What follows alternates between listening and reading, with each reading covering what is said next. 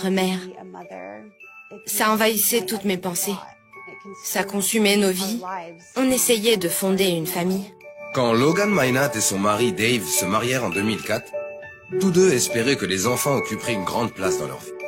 Mais après 2 années d'efforts pour tomber enceinte, Logan alla consulter un médecin. On m'a diagnostiqué le SOPK, le syndrome des ovaires polykystiques. C'est très stressant. J'ai l'impression qu'on nous impose un délai avant la création de notre famille. Gynéco-obstétricien, le docteur Francis Esgara explique. Ce qu'il y a ici, c'est un problème avec l'ovulation. Mais plus important encore, il y a beaucoup de gros kystes sur les ovaires. C'est l'une des causes principales de l'infertilité. Mais il n'y avait pas seulement Logan. Nous avons découvert que Dave avait aussi un problème d'infertilité masculine. C'était dur à avaler. J'étais en colère contre la situation et frustré. Si je dois mettre un chiffre, je dirais qu'elle a probablement moins de 15% de chances de tomber enceinte naturellement. Logan commença tout de suite les traitements de fertilité. Mais les mois se transformèrent en années et toujours aucun succès. Pour être honnête avec vous, c'est plutôt dur de ne pas pouvoir concevoir. Et voir Logan passer par là, c'était encore pire. Nous prions pour que le Seigneur nous montre ce que nous devions faire. Finalement, en 2009, il y eut une lueur d'espoir. Grâce à la fécondation in vitro, Logan tomba enceinte de jumeaux. Je me souviens d'avoir prié le Seigneur en le suppliant, en roulant en tous sens dans mon lit, en lui demandant que cette fois, ce soit bien la bonne. Et finalement, cela a été un échec. Après 1 semaine seulement, Logan fit une fausse couche. Je me souviens d'avoir été très déçue et en colère contre Dieu. Pourquoi moi? Je remettais ses plans en question. Je n'en pouvais plus. Je voulais jeter l'éponge et abandonner. Parce que c'était trop dur.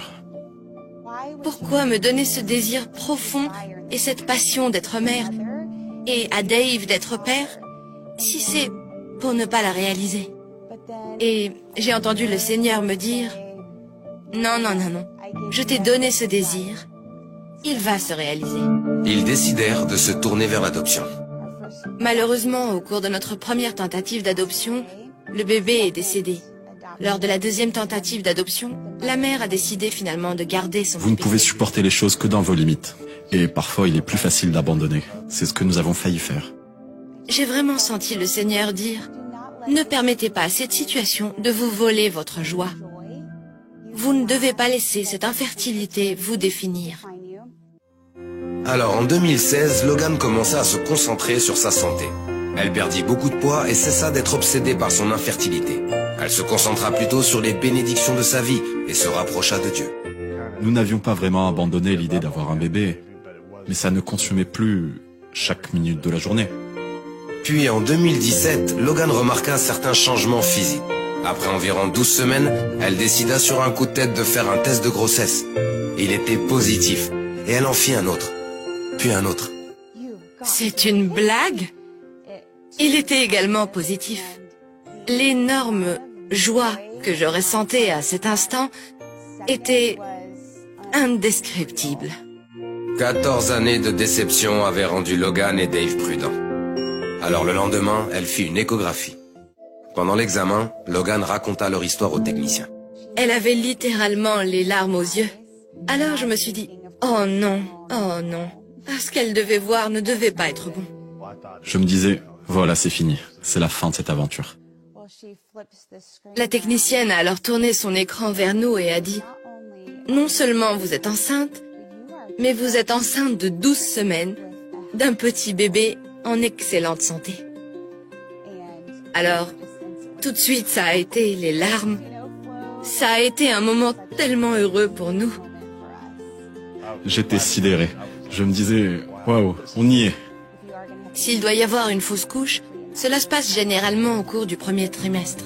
Le Seigneur savait que j'allais m'inquiéter pendant ce premier trimestre et il a dit, Logan, tu vas être enceinte et je vais te faire traverser ce premier trimestre, alors ne t'inquiète pas.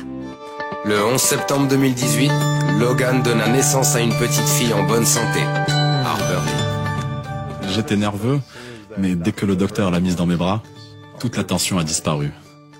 C'était génial. Mon cœur débordait.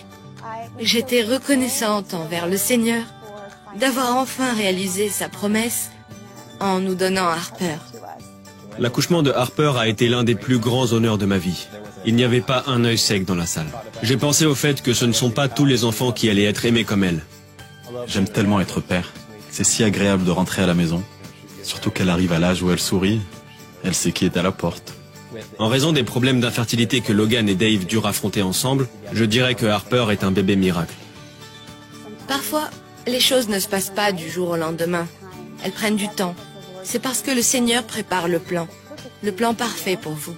Alors, continuez à prier, et un jour, vous aurez un chef-d'œuvre magnifique préparé tout spécialement pour vous par le Seigneur.